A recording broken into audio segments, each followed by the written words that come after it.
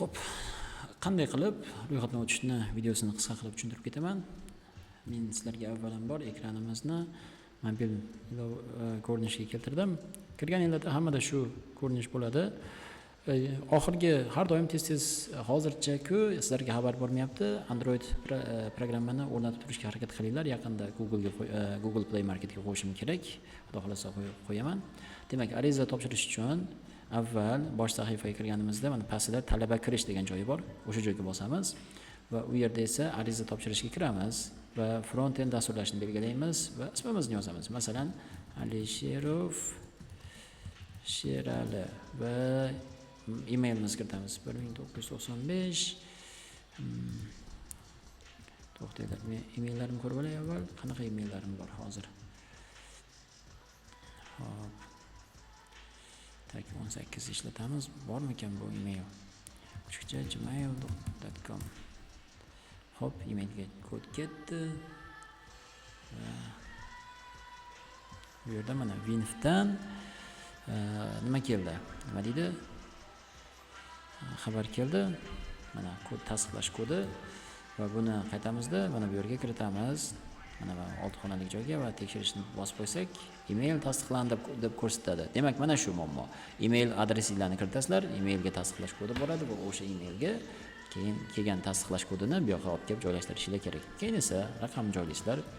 90 939 6669.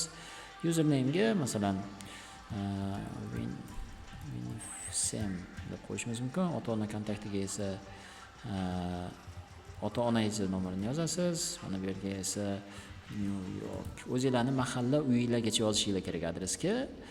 Keyin boshqa guruhni bosib turib, guruh nomini masalan dasturlashni qo'yinglar.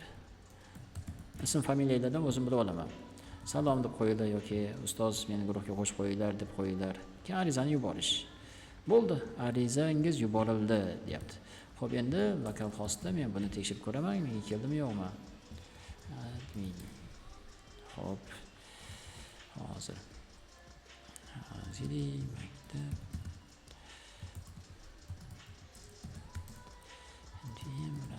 Dev. Hop. Adminimizda mana bitta yangi keldi va qabul qilishni tasdiqlashni bossam, hozircha men buni o'zimcha xohlagan guruhimni tanlayman, tasdiqlashni bossam, yopish email borgan bo'ladi va emaillarga qaytsanglar, mana arizangiz qabul qilindi degan xabar keladi emailingizga, o'shanga kirsanglar. Xo'p, hozircha bu safar kod kelmabdi. Kod kelmagan bo'lsa, menga bir og'iz SMS yozib qo'ysalar, men sizlarga kodini jo'natib yuboraman. Qanday jo'nataman? Masalan, Sherali, Alisherov Sheraliga men mana bu yerda parolni tiklashni bossam, o'zi parol mana bunday chiqadi va buni men sizlarga Telegramdan jo'natib qo'yaman. Hozircha mana shunaqa kamchiligi bo'lyapti, uni tuzatish muammo emas. Mana shunday o'tib qo'yasizlar.